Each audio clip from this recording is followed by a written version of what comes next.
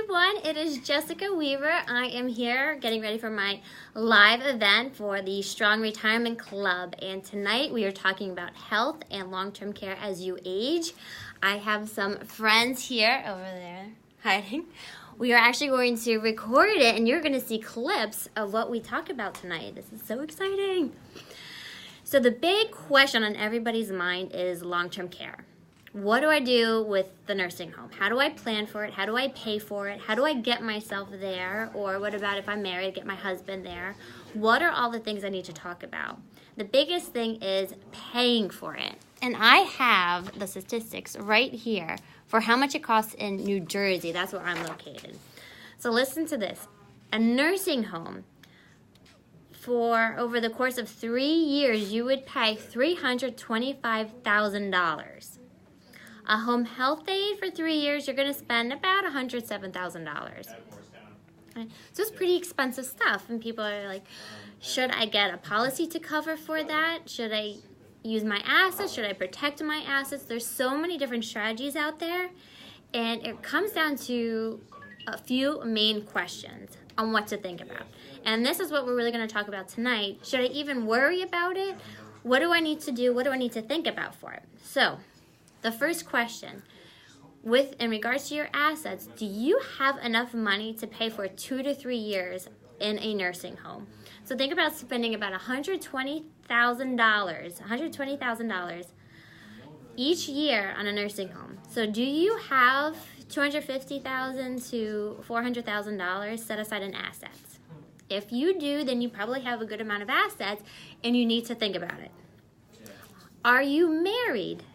If you are married and you have that amount of assets, you need to protect yourself. What happens if we can't afford that $120,000 a year, $10,000 a month payment for a nursing home?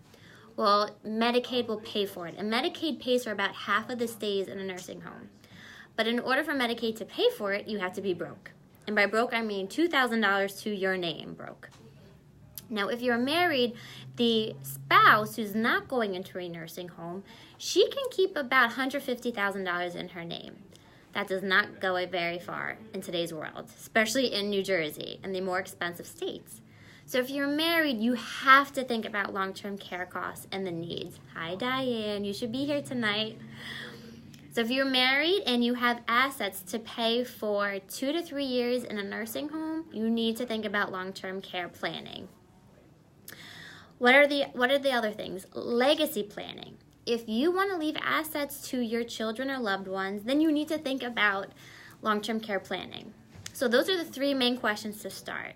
Do you have funding for 2 to 3 years in a nursing home? And why I keep saying 2 to 3 years is because the average length in a nursing home is 2 to 3 years. So if you have enough assets, basically $250,000 to $500,000 in assets, you have a sizable estate, and you need to do some planning around this, because the odds are not in your favor with going into a nursing home. About 70% of people over the age of 64 will go into a nursing home or need some sort of long-term care needs. The second question is, are you married? If you are married, then you want to protect yourself in the assets too, because a qualifying spouse can only keep $150,000 of assets if their spouse goes on Medicaid and goes into a nursing home for Medicaid to pay for it. The third question is legacy planning. Do you want to leave assets to your children, loved ones, or even your spouse? If that's the case, then you need to do long-term care planning, because you can see $120,000 a year is going to take a lot of your assets to pay for it. And like I said, about 70% of people over the age of 64 need long-term care, help, a home health aide, a nursing home, some sort of extra care. So the odds are not in your favor. And tonight I actually have coins, and for women it's about a 50% chance of needing long-term care. So we are going to flip a coin. It's not going to be the most fun game of flipping the coin to see, will you go into a nursing home or not? And if you do, what are you going to do? What are the plans? How are you going to pay for it? What type of home are you going to go to? Who's going to take care of your belongings, your house, all the extra things, all the extra stuff, the logistics of it. Hi, Tony. Hi, Cece, if Cece's watching. So those are the three main questions you want to think about in regards to long-term care. It's not a fun topic to think about. When we're daydreaming about retirement, we're not thinking about being in a wheelchair at a nursing home playing bingo for 5-6 hours at a time. I know this because my grandmother lived to 98, and she was in a nursing home at the end there, and her sister lived to 100. So we are living longer. We probably are going to need long-term care at some point in our life.